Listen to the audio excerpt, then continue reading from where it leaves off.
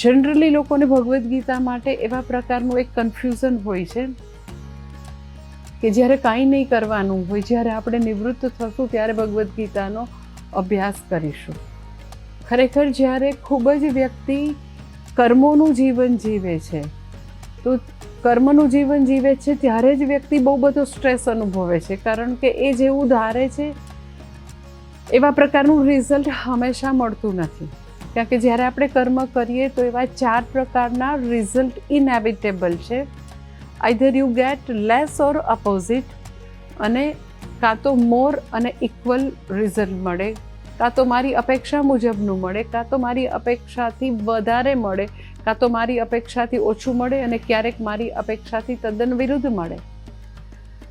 તો મનુષ્યનું જીવન જે છે એ કર્મની યાત્રા છે. કર્મ કરશો તો કર્મફળ તો ઇનેવિટેબલ છે, હંમેશા આવવાનું છે. તો 4 પ્રકારના કર્મફળમાં મારી અપેક્ષાથી ઓછું, મારી અપેક્ષાથી ઊંધું કર્મફળ બહુ બધી વાર આવતું હોય છે.